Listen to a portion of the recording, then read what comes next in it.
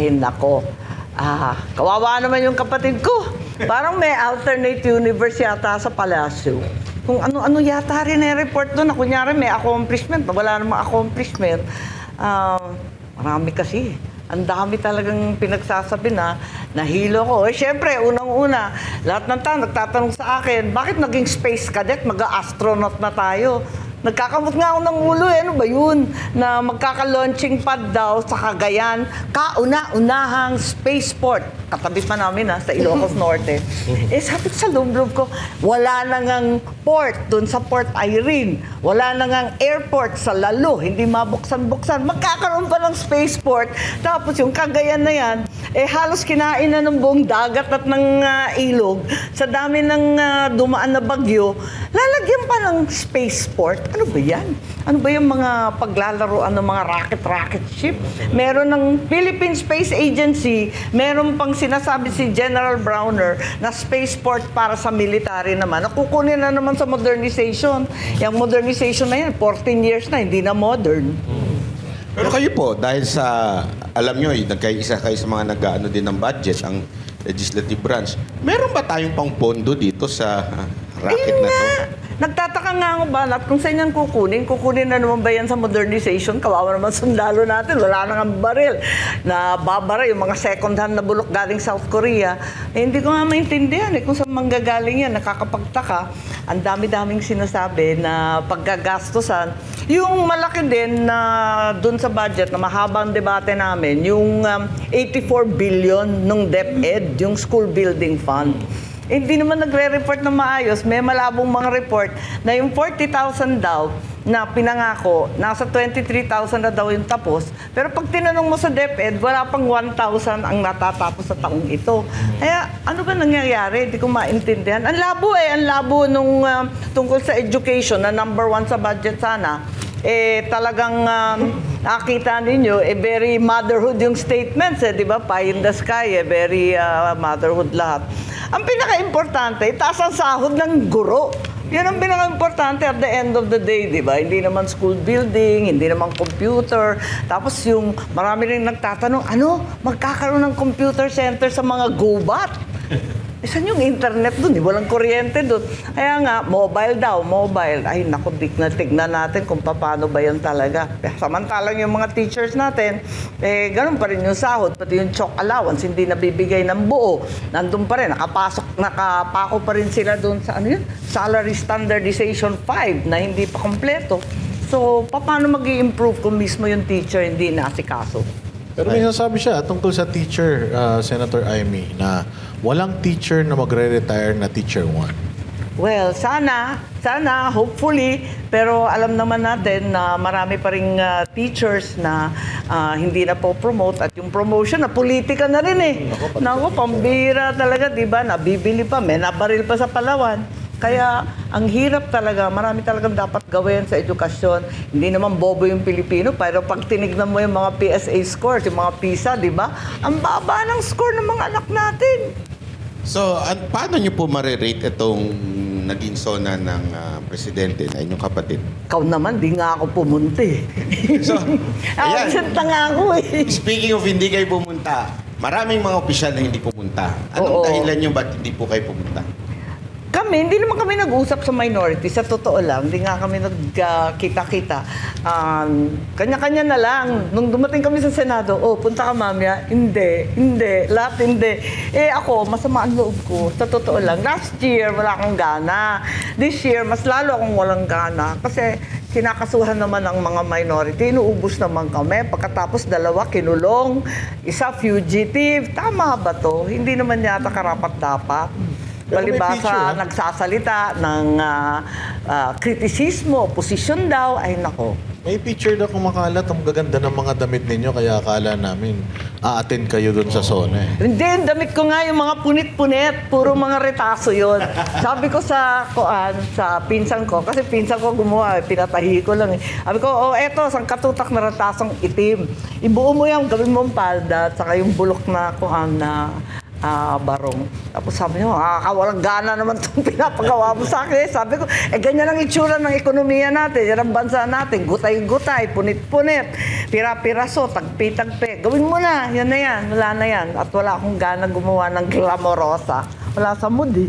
So regarding sa SONA po pa rin, yung racket, may tinanong kasi, di sinagot ng diretso, sabi common sense lang. Pero kung kayo po tatanungin, may benefits ba tayo makukuha or gain dyan sa racket o dapat mas unahin yung ibang bagay? Siguro naman, dapat unahin muna yung bigas, yung mahiwagang 20 peso bigas na ewan kung bakit naman yung pinangako. Naloka naman ako nung pinangako yun. Good pa ako nun eh. Medyo naniniwala pa akong may pag-asa noon. Abay, nagulat ako. Paano magiging 20 pesos yan? Akala ko tutulungan natin na magsasaka. Paano magiging 20 pesos yung abono kataas-taas, yung krudo kataas-taas, yung kaya yun, pinagmalaki sa SONA na yung excise tax na minadali nila sa Senate at saka sa Congress, minadali nila ang todo, wala nang debate sabi nila, kailangan. O, nung linabas yung announcement, ang tinanggalan lang naman ng excise tax, yung kerosene at saka LPG, yung inaasam-asam na crudo at saka yung gasolina, wala naman. Para pa kami nagpakamatay doon sa excise tax na yun. Sana, kahit bawasan yung excise tax, kahit mga lahati man lang, at pati na rin yung VAT, dapat tanggalin na rin para sa mga minimum consumers. Ang taas na naman Di ba? Sabi nila, bumaba, taas. Di ko na nga sinusundan Pero na gano'n po kayo ha? Nanood doon po kayo. Paano kayo nanood? Or saan kayo nag-monitor nung SONA ng inyong ading? Natetense kasi ako pag nagsasalita ang kapatid ko, na-stress ako. Yung ibang minority, nagtipon-tipon doon sa lugar ni Alan, Peter Cayetano. Ako sumunod na lang after. Kasi nagdadasal ako sa umpisa lagi, nanenervous ako. Tatakot ako kung anong sasabihin Kasi, yun nga, kung ano-ano yung mga racket, computer sa gubat, nakakakamot ng ulo samantalang sagkahig santuka ang karamihan ng pamilya ngayon. Pero sinabi nyo kanina na naaawa kayo sa kapatid nyo dahil kung ano-ano na yung pinagsasabi niya. Sa tingin nyo may gumagawa nung mga sinasabi niya sa SONA? Oo, matinik naman yun Marunong Sino naman kaya? yun.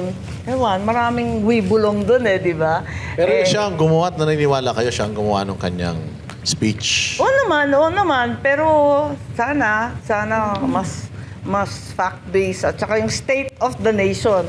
Alam naman ng tao kung anong kalagayan ng buhay nila, no? Sana medyo dikit sa nangyayari sa araw-araw sa bawat pamilya. Isa pang malaking pasabog dun sa SONA na yun ay yung kakasuhan daw ang inyong pinsan. Hindi daw siya presidente ng inyong pamilya. Yan. Oo nga, Ano oo ang nga. sa palagay po ninyo doon? Ewan po, asa na yung pasabog? Tagal naman natin naghihintay, tapos na yung New Year, tapos na yung Pasko, di ba? Pasko dapat. Ano ba yun? Kung pasabog ba yun? Ewan ko. Pero Kayo, tingin nyo- anong bet ninyo? Sabi, gumagawa ng charges. Nagtataka nga ako, ang bilis-bilis kapag yung senador na oposisyon ng Turing. Bakit dito? Ang tagal-tagal. Sangkatutak na yung ebidensya. Kaya dami-dami na ng mga testigo. Ano pang inaantay? Parang yung sinabi nyo rin yan dati, madam, naaalala ko na sinabihan niya si BBM na pangalanan mo na kung sino yung mga yan. Noon pa yun, yung goods pa kayo Asan na yung Hanggang ngayon, wala pa rin. pasabog? Pero sa tingin nyo, Sen, Liquitis, ni Posporo. matutuloy kaya yan? Makukulong kaya si dating speaker? Oo, parang hindi ako maniwala kasi yun nga yung sabi na wala, kakasuhan daw. Ang binabanggit naman ng mga kaso, puro bailable. Tapos may bulong pa na may order daw sa DOJ na tagal-tagalan ng konti ang preliminary investigation hanggang 2028. Kaya yun. Nako po, ano ba yan? Pero, Senator, ang daming kinabahan na dating speaker kasi walang pinangalanan. Ayun na Ang nga. sabi lang ng presidente natin, dating speaker. Oo. Pero hindi niya in-specify kung sinong speaker. Ang daming dating speaker. Buhay pa man yung karamihan. Si Sunny Belmonte. Ayun. Nandiyan pa Nandun. sila, Nandun sila. nandiyan pa sila Alan Lord Velasco, si Alvarez, si Cayetano na ngayon ay Pero wala rin. naman nagduda kung sino. So, Diba? talagang ang tinutumbok nito yung inyong pinsan. Parang ganun na nga. Tapos yung mga congressman, nagpalakpakan. Nagpumalakpak ba sila doon sa part na yun? Tayuan, di ba? Palakpakan. Ay, paano na yung salamat kay Speaker na nagsasalita? Ewan ko, Paano na yun? mga resolution of the EC, di ba? Ako po, Ewan, ganyan talaga, utos ng pangangailangan. Wala rin kaso sa awa ng Diyos. At ang nadali, itong mga senador na malayo naman sa kusina, kung tutuusin, kasi sila naman ang gumagawa sa Mahiwagang BICAM. Eto pa nakakapagtaka sa SONA. Ang SONA dapat bibigay sa iyo, yung 5 libro yun naabangan namin 5. May yung budget, tapos yung expenditures, tapos yung budget message, tapos yung listahan ng mga yung mga plantilla. 5 yun 5 na books. At least yung malalaki, yung 2 malaki. Wala nga Sabi ko, ano ba nangyayari? Anong klaseng SONA yan? Yung pinakamahalaga, yung budget, wala doon. Nagtataka ngayon ako, bakit ganun ka-delayed? Sabi, baka sa kahulihan ng Agosto. 3rd week daw ng Agosto, maibibigay kasi hindi pa daw na-approve ng Malacanang. Ba't tayo nag-SONA? Para kayong SONA. Bago mag-SONA, dapat binibigay na yun. Andun na dapat kasi aaralin na kagad yun First item yun most important bill yan That's the most important law. Ano ba pag-uusapan hindi na ibigay. Ang duda ko, walang koleksyon. Kasi talagang bulok nga yung negosyo. Ayan, napakatumal ng negosyo. So, Puros biyahe na lang yung mga Taipan. Alis ng alis, mas mura daw kesa sa malugi ng tuluyan. Ayan. Kaya nga wala yung budget Sabi ko nga, ano ba ito? Ba't tayo nagsonang walang bit-bit? Ito pa, Senator Amy, ito, isa to sa pinakamatinding nabanggit ng inyong ading. Hindi raw siya ang pangulo ng inyong pamilya, hindi siya ang pangulo ng mga kaibigan, kundi pangulo siya ng taong bayan. Oo naman. Sino ba talaga ang pangulo ng inyong pamilya? At anong masasabi niyo doon? Kung nga maintindihan bakit pa sinasabi yun? Siyempre, totoo yun. Kung kakasuhan yung isang tao, ituloy mo na. Wala nang pananakot, wala nang paandar. Alam mo yun? Di ba parang siya? Parang rehash lang nung statement ni President Erap noon yun. Oo. Nung walang kamag-anak, kapatid, walang pinsan, ganyan, di ba? Parang ganun nga Ang hirap Kasi ang inaasahan, di ba, kasi 6-year term yan. First term, syempre, sasabihin mo, maraming salamat sa nahalala ko. Tapos yung second year ng SONA, ilalatag mo, eto yung mga priority, ito yung nagawa natin, eto yung mga quick wins natin, nagawa naman natin. Ikatlo, ganun din, kasi mag-election, ganyan, magsasalita ka mga ganyan. Tapos yung fourth, pag yung fifth SONA mo na, kinakailangan, i-report mo na lahat ng accomplishment na nakaraan. Kasi 5 taong nga dapat mahaba na yung listahan Tapos sasabihin mo na, eto yung legacy ko, kasi next year, di ba? Next year, last na So dapat, eto na yung mga habilin, di ba? Saka legacy. Hindi ganun kasi nga yung accomplishment, di ko nga maintindihan. Binibida yung mga tulay na naayos, pinagkabit daw yung sirang tulay, yung mga sirang kalsada na buo. Talagang trabaho ng public works yan. Anong nakakasindak doon? Ano dapat i-report doon? Maintenance and repair lang yun. Hindi, meron daw po kasi pang yung last SONA, doon na yung mga nakasuhan na si Romualdez. Ganon? Hindi pa nakukulong. Susunod pa uli. Nakasuhan na naman. Nakasuhan na. Reserve pala, reserve. Nakakaloka nga. O kaya nasimentohan na. Nasementahan na. Hindi pa Talaga, natutuyo, promise hindi pa nagagamit. Lilibing na yun Nako Para may content pa sa 6 SONA. Ewan ko, hindi ko nga maintindihan. Nagdududa nga ako, may kota kaya sa senador? Parang ganun Anyway, talagang medyo disappointing. Ayoko nagsasalita ng ganito kasi sa totoo lang, inasam-asam namin ng halos 4 na dekada. Ang hirap talaga ng pinagdaanan namin mula noong 1986 at marami na rin kaming natutunan, na kasanayan. At least may experience na kami, hindi na dapat nauulit yung mali, kaso, sinayang yung second chance, nakakasama talaga ng loob. Mabigat talaga yung paghihinayang. Pero you think, ma'am, kung kayo po ay kasi noon, nung eleksyon, natatanda ako, magiging super ate kayo kanyo Ngayon, sabi ko Talagang nga. aalalayan nyo siya Yun yung gusto nyo mangyari. Kung kayo ay hindi kayo kumbaga parang for the lack of better term na echepuera Sa tingin po ninyo, magaguide nyo ng maigi yung inyong kapatid. Hindi sana tayo. Well, hindi ko naman sinasabi na alam ko lahat. Pero at least, yung mga priority ng tao, ng ordinaryong tao, na siya rin ang tinuro ng aking ama, dapat unahin yun. Unang-una yung peace and order. Wala namang binanggit tungkol sa peace and order kahit isa. Alam naman natin na ang kalsada ngayon, talagang maraming krimen, maraming droga. Isipin mo, 14 years old, 12 years old, nananaksak, nababaril. Paano ka naman yan? Talagang there's something wrong, hindi ba? Tapos yung droga, ang mura na. At meron na naman tayong drug highways. So, sana at least, pinaka-basic yun. Hindi ka pwede mangalakal, walang negosyo, walang kita, walang trabaho kapag walang peace and order. So, nang nag-i-invest sa Pilipinas, tapos yung trabaho, dapat tutukan yung trabaho talaga eh. Wala talagang kikitain at habang walang sweldo, syempre, tataas din ang krimen, ang pagnanakaw. So, Actually, ma'am, nararamdaman namin yung nararamdaman nyo. Kasi ngayon po, nararamdaman ko nang hirap magtanong sa inyo na binabanatan yung kapatid nyo. Sa totoo lang po, nahihiya kami. Sabi ko nga, paano kaya ninyo natitake yun na meron kayong kakayanan? Alam nyo po, madalas ko sabihin dito na kung meron mang nakakuha ng talino't galing ng inyong ama, definitely hindi po yung kapatid nyo, hindi kayo. aray ko. Totoo po yun eh. At alam ng lahat ng tao yan. Kaya lang, medyo, yun nga, ang naging presidente siya Yeah. at masakit na Bakit talaga? makita na pumapalpak na maari naman, tama kayo eh, ilang taon yung tiniis, dekada. Yeah. Ngayon, may tatanong ko sa inyo to noon eh, paano kaya may aahon uli ang pangalan ng Marcos? Wala, kaya nga, ano ba ito? Hindi ko nga masagot yan eh, kasi hindi ko rin alam ang sagot. Dahil hindi maganda ito nangyari sa Marcos 2.0, ano? Hindi talaga maipagmamalaki at hindi na ituwid yung mga mali. Apakasama talaga ng mga pangyayari. Ang nakakatawa lang dun sa SONA, binibilang ko kasi, nagtataka ko, binanggit yung agrarian reform, yung land reform. Hoy, batas ko yan. Tapos, binanggit din yung young creatives, yung tungkol sa creative industry. Oh, batas ko rin yan. Ba't ako inaaway? Puro naman akin. Yung 40 bills ko, yun ang sinona. Nagtataka ako, teka muna, pati yung systems laws, nagmula sa akin yun eh. Kaya sabi ko, uy, patawa naman to No copying no copying. Ba't kayo galit sa amin? Mangungopia lang pala kayo sa bandang uli.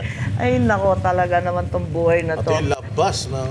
Oh, yung mga labas na nakakatawa nga. It's so funny. I don't understand. Pati yung mga yung mga sahod na wag muna mag-tax, yung income tax itaas pa 350. Ako nga kasali pa yung mga bonus, yung mga Christmas, ganyan, tanggal. Wala nang tax free. Ayun, sabi niya, ita-tax free daw niya. Sana nga. Pero Iwanan mama, na. in fairness, ito, disclaimer lang din para sa inyo. Kami pong Banateros, hindi po kami sumuporta sa inyo. At alam nyo po yan. Pero yung ginagawa ninyo sa Senado ngayon, kahit pa paano nababawi yung, sorry po sa kapalpakan ng kapatid nyo. Yung ginagawa ninyong, lalo na kahit, kasi sa pagtatanong, alam naman natin yung mga, wag na tayo punta sa details, pero alam naman natin yung mga nandun sa majority senator, talagang parang final na sa utak nila, impeach si BP. Pero kayo, napapalabas nyo talaga yung totoong mga sinasabi ng witness. Yung kanilang Nag-e-effort nga pag-inconsistencies, ako kasi parati akong sinisita, masyado ko daw kaibigan si VP. So definitely daw partial ako at sigurado na ako boboto kontra sa impeachment. Sabi ko, yun nga, katulad ng sinabi ko kanina, sumumpa naman ang Constitution, yun ang una, kahit kaibigan, kahit kaalyado. Pero, eto nga, kaya pag nagtatanong ako, binabasa ko maigi lahat ng kanilang konteksto, no? Para dun tayo didikit sa, dapat tatalima sa ebidensya. Nakakaasar naman sila. Hinihingi pa yung ebidensya sa akin. Buti nga po kayo nagbabasa. Yung mission prosecution, di marunong magbasa ng Kaloka, kanilang yung ebidensya. yung sinubmit nila, hinihingi sa akin. Gusto ko sabihin, hoy, kayo nagbigay ng annex na yan. Kainis. Ano ba yan? Eh kung take 3 ka kasi sa bar, medyo talagang Ayan naman. Eh, sino yan? Take 3? Kung take Oo, 3 ako naman. Kumbaga sa Denied niya si Lenny. pelikula, Take 2 lang. Take 1, take 2, take 3. Oh, at least naman nung take 4 ox na. Okay. Hindi kasi alam mo kung bakit. Oh. Hindi mabasa, singkit. Oh, ang lupit. Yan ba yung ano?